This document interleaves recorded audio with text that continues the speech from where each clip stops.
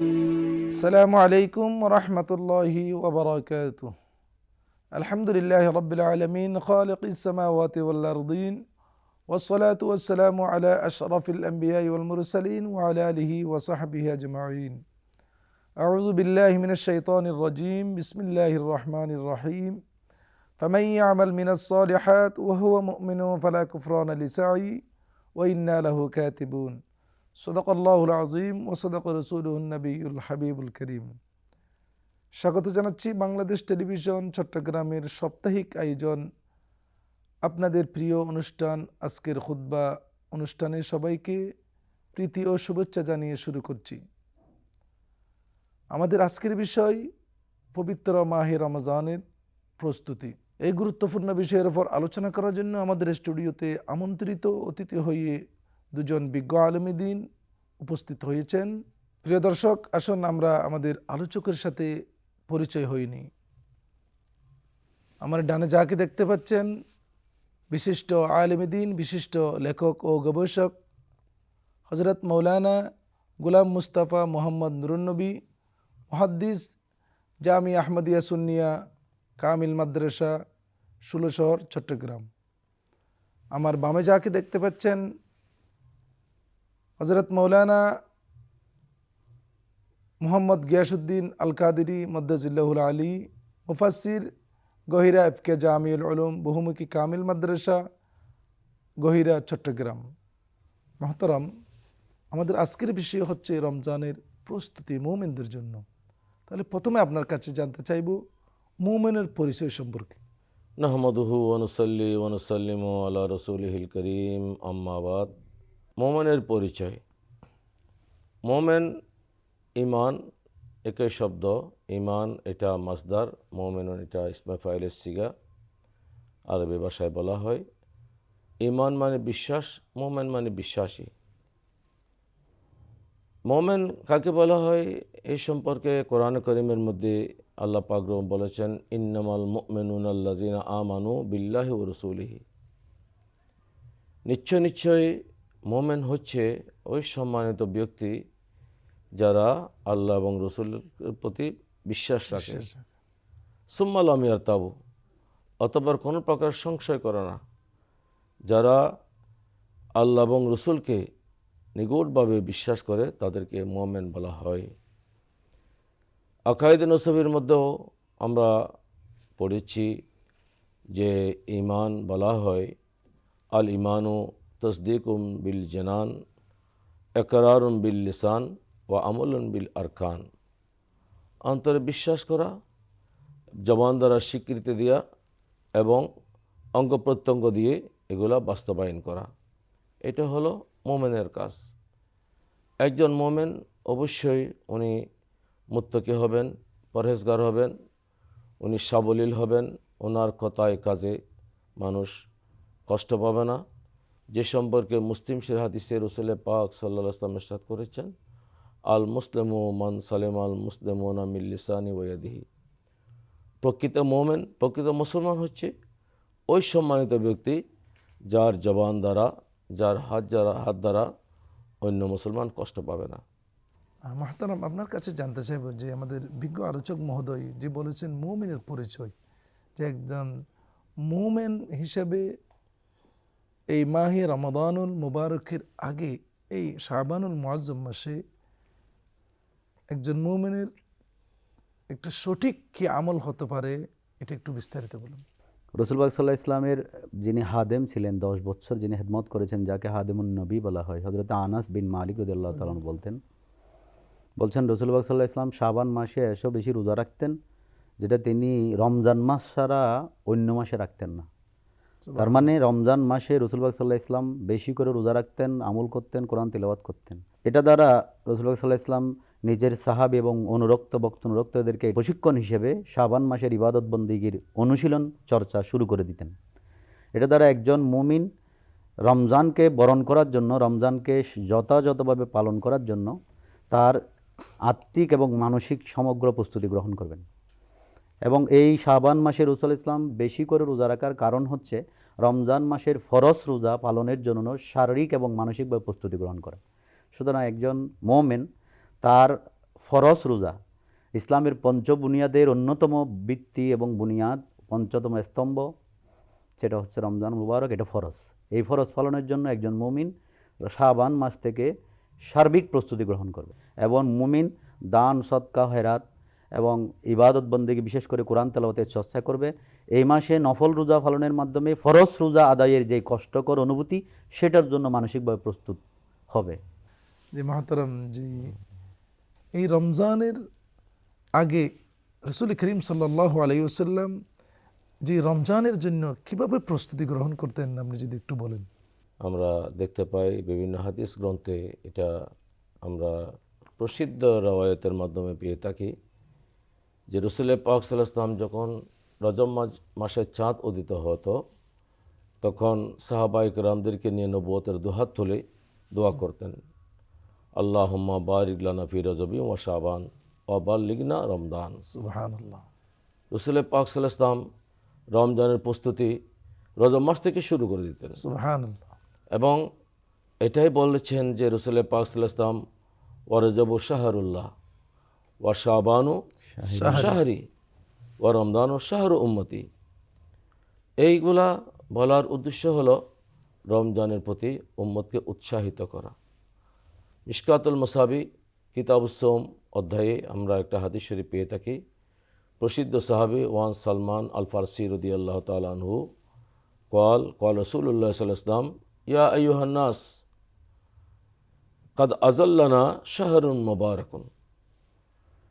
হযরত সাইয়েদনা সালমান ফারসি রাদিয়াল্লাহু তাআলা আনহু থেকে বর্ণিত, রাসূল পাক সাল্লাল্লাহু আলাইহি ওয়াসাল্লাম শাবান মাসের শেষ দিনে ফি আখিরি ইয়াউমিন মিন শাবানা, শাবান মাসের শেষ দিনে মদিনায়ে মুনাওয়ারায় একটা ভাষণ দিয়েছেন। ওই ভাষণের মূল উৎপাদ্য হচ্ছে রমজানের প্রস্তুতি। রাসূল পাক সাল্লাল্লাহু আলাইহি ওয়াসাল্লাম সাহাবায়ে কেরামকে বলেছেন, হে আমার সাহাবায়ে কেরাম, তোমাদেরকে এমন একটা মাস ছায়া দান করেছেন, যেই মাস হলো বরকতময় মাস, যে রমজান মাস। এটা প্রত্যেক কিছু দ্বিগুণ আমল। রাসূল পাক সাল্লাল্লাহু আলাইহি ওয়াসাল্লাম বলেছেন, অন্যান্য মাসে একটা নফল করলে রমজান মাসে এটা ফরজের সমান, রমজান মাসে একটা ফরজ আদায় করলে 70টা ফরজের সমান। সুবহানাল্লাহ বিহামদি। মহতরম, আপনার কাছে আসি যে আমাদের বিজ্ঞ আলোচক মহোদয় এই রমজানের আগে নবী করিম সাল্লাল্লাহু আলাইহি ওয়াসাল্লাম কীভাবে রমজানের জন্য প্রস্তুতি গ্রহণ করতেন সেই বিষয়ের উপর বলেছেন যে নবীদের পরে শ্রেষ্ঠ হচ্ছে কি, যে আমার নবীর নবুয়তের জবানের ভাষা অনুযায়ী নবী করিম সাল্লাল্লাহু আলাইহি ওয়াসাল্লাম বলেছেন যে সাহাবায়ে কেরামদেরকে যারা অনুসরণ করবে, অনুকরণ করবে, তারা হেদায়েত প্রাপ্ত হবে। তো এইভাবে সাহাবায়ে কেরাম যে রমজানের আগে কিভাবে রমজানের প্রস্তুতি গ্রহণ করতেন সেই বিষয় সম্পর্কে আপনি একটু বলুন। সাহাবায়ে কেরাম রমজানের প্রস্তুতি গ্রহণ করতেন। রমজান আসলে রমজানের আগে আগে সাহাবায়ে কেরাম আল্লাহ রসুলের সামনে জড়ো হয়ে রমজানের প্রশিক্ষণগুলো গ্রহণ করতেন। বিভিন্ন প্রশ্ন নিজেরা করতেন এবং সেগুলো রপ্ত করতেন। সে অনুযায়ী আমল করার জন্য প্রাণান্তকর চেষ্টা করতেন। ওনারা সর্বপ্রকার খারাপ, অশ্লীলতা এবং পাপপূর্ণ কাজ এবং অনর্থক কথাবার্তা সবগুলো থেকে সম্পূর্ণ বিরত থাকতেন, এবং রাসূল সাল্লাল্লাহু আলাইহি ওয়াসাল্লামকে এ ব্যাপারে সুস্পষ্ট ওয়াদা করতেন।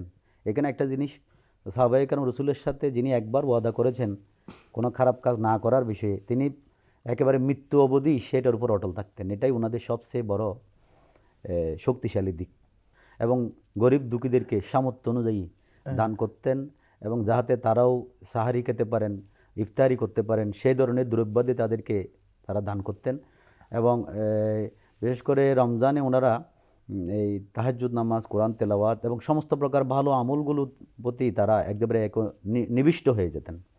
রমজানকে পরিপূর্ণ বরণ করার জন্য এবং রমজানকে আমল করে তাদের পরকালীন জীবনকে শান্তি এবং সুখময় করার জন্য তারা নবী সাল্লাল্লাহু আলাইহি ওয়াসাল্লামের দিক নির্দেশনা অনুযায়ী পরিপূর্ণভাবে প্রস্তুতি এবং আমলকে নিজেদের মধ্যে জড়িয়ে নিতেন। রমজানের আগে আমাদের দেশে কিংবা বিভিন্ন জায়গায় যে ব্যবসা বাণিজ্যে যারা কিভাবে তারা লাভবান হবে সেইটা নিয়ে প্রস্তুতি নেন, এটা ইসলাম কতটুকু গ্রহণ করে? যে ইসলামে ধোঁকাবাজি এবং প্রতারণা সম্পূর্ণরূপে হারাম।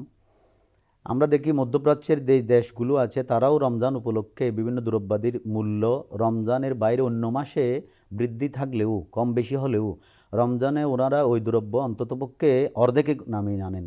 লক্ষ কোটি টাকার জিনিস গোপন করে রাখেন, গায়েব করে রাখেন, এটাকে মজুদদারি প্রথা বলা হয়। আল্লাহ রসুল সাল্লাল্লাহু আলাইহি ওয়াসাল্লাম মজুদদার যারা আছেন তাদেরকে জাহান্নামী বলেছেন। জাহান্নামে বলেছে। এবং বেশি লাভের আশায় মজুদ করে মানুষকে কষ্ট দেওয়াটাকে আল্লাহ রসুল নিকৃষ্টতম আমল বলেছেন। বৃহৎ ফ্যামিলিগুলোতে কিংবা যারা স্বাবলম্বী তারা নিজেদের অতিরিক্ত কাজকে দ্রুত সম্পাদন করার জন্য কিছু মানুষ রাখেন, সেই মানুষগুলোর দায়িত্বে আমরা হালকা করতে পারি এবং তাদের বেতন যদি আগে 10,000 থাকে রমজান উপলক্ষে 20,000 করে দিতে পারি, যেহেতু আল্লাহ তাআলা সামর্থ্য দিয়েছেন। সুতরাং তাদের প্রতি সহায় হওয়া মানে মূলত আল্লাহকে সন্তুষ্টি করার পথে এগিয়ে যাওয়া। পবিত্র কোরআনুল কারীমে যে জাকাত সম্পর্কে সরাসরি 32 বার এসেছে জাকাত শব্দটি সরাসরি, যেহেতু জাকাত হচ্ছে কি এটা ইসলামের যে 5টি স্তম্ভের মধ্যে অন্যতম একটি রুকন, জি যেটা নামাজের পরে যেটা সবচেয়ে গুরুত্ব, এটা প্রত্যেক মুমিন মুসলমানের উপর যারা সামর্থ্যবান রয়েছে তাদের উপর ফরজ। তাহলে এই জাকাত দেওয়া সম্পর্কে রমাদানুল মুবারকের আগে কি নির্দেশনা রয়েছে আপনি যদি একটু বলেন। জাকাত এটা ইসলামের পঞ্চ বুনিয়াদের একটা অন্যতম বুনিয়াদ, অন্যতম একটা রুকন। এই জাকাত এটা ফরজ। যারা সম্পদশালী ব্যক্তি, যারা মালিক নেসাব, তাদের জন্য শতকরা 2.5% করে জাকাত প্রদান করা, এটা কোরআন হাদিসের বিধিবিধান, শরীয়তের বিধান অনুযায়ী। শরীয়তের বিধান অনুযায়ী। তো আল্লাহ পাক রব্বুল আলামিন হাকামুল হাকিমিন এই জাকাত ফরজ করেছেন ধনীদের উপর, যাতে গরিবরা সাবলীল হতে পারে, তারা যাতে সুন্দরভাবে জীবনযাপন করতে পারেন। এই জন্য আল্লাহ পাক রব্বুল আলামিন এবং রাসূল পাক সাল্লাল্লাহু আলাইহি ওয়াসাল্লাম শরীয়তের পক্ষ থেকে এই জাকাত প্রদান করা এটা ধনীদের উপর ফরজ করে দিয়েছেন। রাসূল পাক বুখারী শরীফে শুরু দিয়ে আমরা একটা হাদিস শরীফ পাই যে ওকানা রাসূলুল্লাহ সাল্লাল্লাহু আলাইহি ওয়াসাল্লাম আজওয়াদুন ফি রমজান মিনার রিহিল মুরসালাত। রাসূল পাক সাল্লাল্লাহু আলাইহি রমজান মাসে খুবই দানশীল হতেন, অনেক দান করতেন, সাহাবায়ে কেরামদেরকে অভাব মোচন করতেন, সাহাবায়ে কেরামদেরকে দান করতেন, যারা গরিব এবং অভাবী তাদেরকে সাহায্যের হাত বাড়িয়ে দিতেন। তো রাসূল পাক সাল্লাল্লাহু আলাইহি ওয়াসাল্লাম এটাও বলেছেন সালমান ফারসি রাদিয়াল্লাহু তাআলা আনহু হাদিসের শেষ ভাগে, যারা রমজান মাসে কাউকে ইফতার করাবে তাকে রোজাদারের সমান সওয়াব দেওয়া হবে, কিন্তু রোজাদারের সওয়াব কমে যাবে না। রোজাদারের সওয়াব রোজাদারের কাছে থাকবে। উনি রোজা রেখে নামাজ পড়ে ইবাদত বন্দেগি করে যা সওয়াব পেয়েছেন, যিনি ইফতার করেছেন তিনি সমপরিমাণ সওয়াব পেয়ে যাবেন। যেই ব্যক্তি কোন একজন রোজাদার ব্যক্তিকে পরিতৃপ্তির সাথে খানা পরিবেশন করবেন, পরিতৃপ্তির সাথে, আল্লাহ পাক রব্বুল আলামিন তাকে হাউজে কাউসার এমন পানি পান করাবেন জান্নাতে যাওয়ার আগে উনি তৃষ্ণার্ত হবেন না। তাফসীরাত আহমদিয়াতের মধ্যে একটা হাদিস শরীফ আমরা পেয়ে থাকি, মোল্লা জীবন আলাইহির রহমা নকল করেছেন, ইন্নাল জান্নাতা মুস্তাকুন ইলা খামসাতি নাফরিন। দুনিয়ার মানুষ বেহেশতকে পেতে চায়, কিন্তু 5 ধরনের মানুষকে বেহেশত পেতে চায়, বেহেশত তাদের জন্য আগ্রহী। এর মধ্যে এক শ্রেণীর মানুষ হলো যারা মুকসিল মুতএমুল জিআন, যারা ক্ষুধার্ত মানুষকে খানা পরিবেশন করে। অনেক বড় ফজিলত, অনেক বড় মর্তবা, অনেক বড় সওয়াবের কাজ। রাসূল পাক সাল্লাল্লাহু আলাইহি সাল্লাম রমজানের আগে সাহাবায়ে কেরামদেরকে উৎসাহিত করেছেন যাতে করে যাকাত প্রদান করেন, গরিব দুঃখীদেরকে সাহায্য করেন এবং তাদেরকে সাবলীল করে যেন রমজানের জন্য রোজা রাখতে পারে, তারা যেন ভালো খাবার খেয়ে রোজা সাহারি এই জন্য রমজানকে শাহরুল মাওয়াসাত বলা হয়। রমাদানুল মুবারকের আগে যে কি প্রস্তুতি গ্রহণ করলে আপনি একজন মুমিন বান্দার জন্য আপনি লাভবান মনে করেন সেই বিষয় সম্পর্কে। পুরো রমজানটাই মুমিনের জন্য কল্যাণ নিয়ে আসতে, সেই ব্যাপারে আল্লাহ রাসূল সাল্লাল্লাহু আলাইহি ওয়াসাল্লাম সাহাবাদেরকে বিভিন্নভাবে বলেছেন, উৎসাহিত করেছেন। একজন মুমিন আল্লাহকে রাজি করার জন্য রমজানের চেয়ে আর বড় মাধ্যম কিছু হতে পারে না। যে বিজ্ঞ আলোচক বরণ্য আলেমে দ্বীন তিনি বলেছেন যে এটা ঈমানদারদের জন্য এই মাসটা দেওয়া হয়েছে। ইয়া আইয়ুহাল্লাযীনা আমানু কুতিবা আলাইকুমুস সিয়াম। আল্লাহ এখানে ঈমানদারদেরকে বলেছেন যে তাদের জন্য রমজানের রোজা ফরজ করা হয়েছে। রমজানে এমন একটা রাত আছে যেটা 1000 মাসের ইবাদতের চেয়ে শ্রেষ্ঠ, এটাকে লাইলাতুল কদর বলা হয়। রমজান শরীফে 3টা দশকে আমরা ভাগ করে রমজান পেয়ে থাকি হাদিসে পাকের ইবারত অনুযায়ী, যে রহমতের দশক, মাগফিরাতের দশক, নাজাতের দশক। রহমতের দশক প্রথম 10 দিন, মাগফিরাতের দশক মধ্যখানের 10 দিন এবং নাজাতের দশক শেষের 10 দিন। রমজান মুবারকে একজন মানুষ ঈমান আন ইহতিসাবান সওয়াব এবং পুণ্যের আশায় দৃঢ় চিত্তে বিশ্বাস রেখে আল্লাহ এবং আল্লাহ রসুলকে সাক্ষী রেখে রোজা রাখবেন। যে কোনো ধরনের অপকর্ম থেকে বিরত থেকে রোজা রাখবেন, খারাপ চিন্তা থেকে রোজা রাখবেন, যেন তিনি জান্নাতের পরিপূর্ণ হকদার হয়ে যেতে পারেন।